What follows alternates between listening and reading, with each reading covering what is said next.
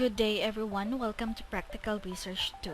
So today I will be discussing the first lesson for practical, and that is on the characteristics, strengths, and weaknesses, also kinds of quantitative research.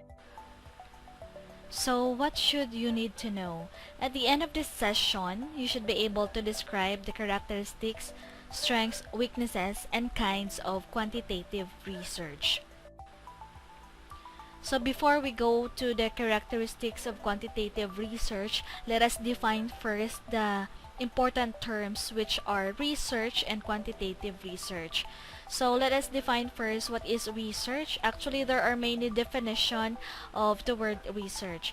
But according to Creswell 2008, research is a process of steps used to collect and analyze information to increase our understanding of a topic or issue.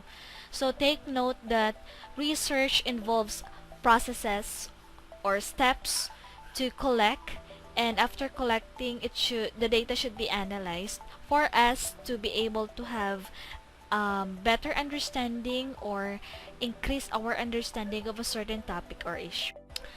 On the other hand, quantitative research is the process of collecting and analyzing numerical data. It can be used to find patterns in averages, make predictions, test causal relationships, and generalize results to wider population. This definition is according to Bandari 2021. So, take note of this. So, for the quantitative research, we focus more of the numerical data. So, all our results or how we come up with a generalization or conclusion, these are based from the data gathered, which are numerical. So this is qualitative on the right side. Take note of this. So this is like an answer to a certain interview. For the qualitative research, normally we do observation or interview to the respondents. So we need people, but not too many. For the quantitative research, you need to have the data gathered should be analyzed using a program available or an application. So let's go to the characteristics of quantitative research. So there are several characteristics of and one of which is being objective. Quantitative research is objective in the sense that there is an accurate measurement and analysis of target concepts. So we do not base merely on our intuition or guesses, and data are gathered before proposing a conclusion or a solution to a problem. So there is a target, there is a goal, and that makes it objective. Second is quantitative research use clearly defined research questions. So the questions are clearly defined. That is why, as researchers, they know in advance what they are looking for. So they are guided with the research questions, which are well defined. So their objectives are clearly stated, and all aspects of the study are carefully designed before the data are gathered. So there is a series of planning before gathering the data.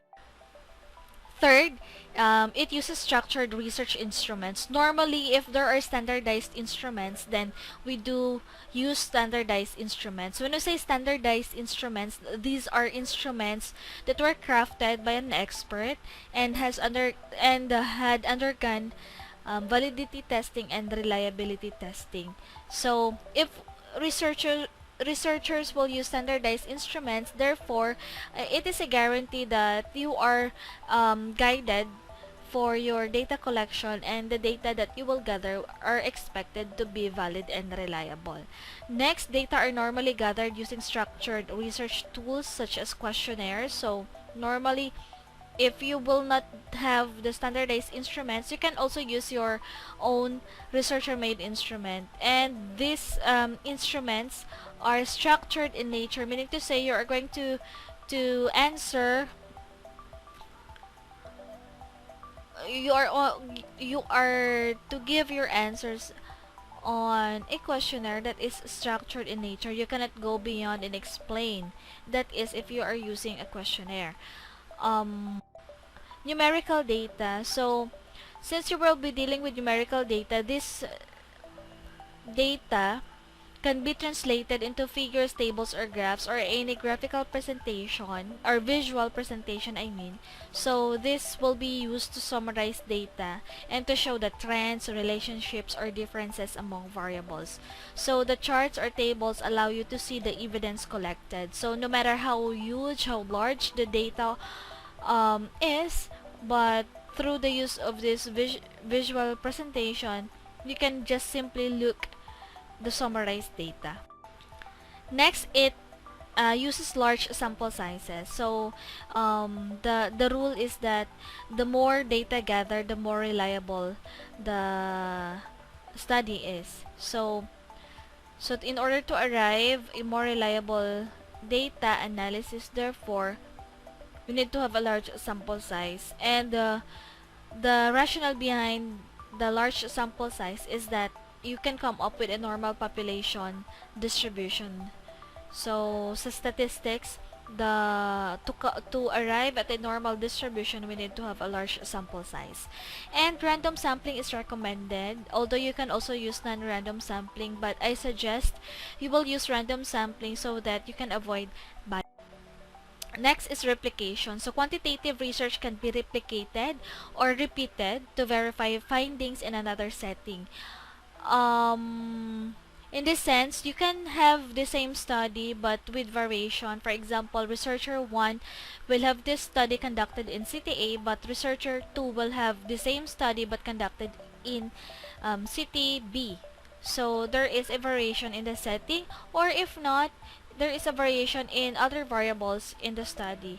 So quantitative research can be replicated but not duplicated, because when I say duplicated, it's exactly the same with no variation. So why not study the same respondent, the same title,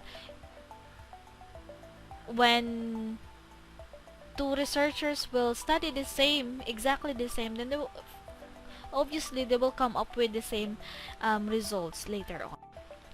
Next, it can predict future outcomes. So the if-then scenarios may be formulated by predicting the future results, like in businesses. So they use the data, and this data gathered are subjected to analysis to predict future outcome. So those are the characteristics of quantitative research. Now, try to look at this figure. So I know you know this one. So he is a superhero. He is called Superman. So Superman is very strong. He can even break this chain.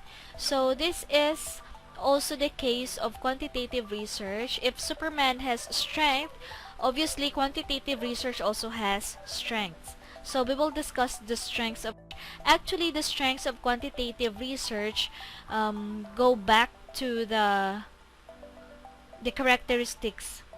So first is it is objective. So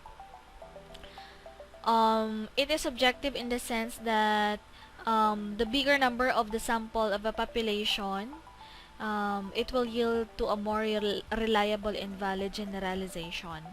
So that makes it objective. And is it can be easily comprehend. So the data, no matter how large the data is, it can be easily comprehend with the use of statistical techniques that facilitate difficult analysis. Third, it is real and unbiased. So there is no bias because you can filter out external factors. Fourth, the numerical data can be analyzed in a quick and easy way, especially that there are applications or programs that can be used to analyze the numerical data. Fifth, it can be replicated, so replicable siya, meaning to say you can have it repeated but in different areas or with a variation, as I mentioned a while ago in the characteristics. 6. Quantitative experiments are useful for testing the results gained by a series of qualitative experiments, leading to a final answer and narrowing down of possible directions to follow.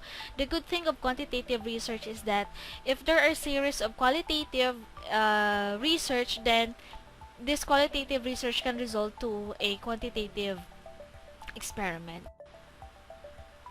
So going back to Superman, so this is kryptonite, a a stone that is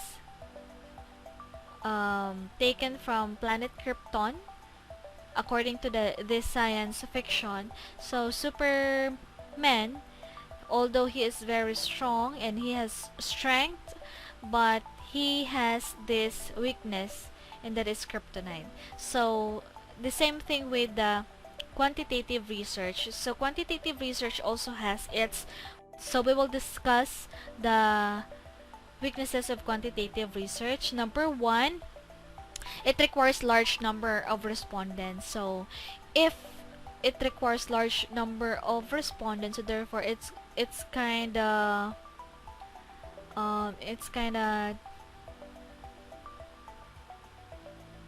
tasky for the researcher. Second, it is costly because you are dealing with large data. Third, the information is contextual. Factors to help interpret the results or to explain variations are usually ignored. Meaning to say, since structured, the instruments used normally are structured for the quantitative research, then the respondents cannot have the facility or the time to expound their. So much information are difficult to gather using structured research instruments. So it's just like number 3. So you cannot go deeper beyond the answers given. So you cannot go deeper, seek deeper, or elaborate further the data gathered.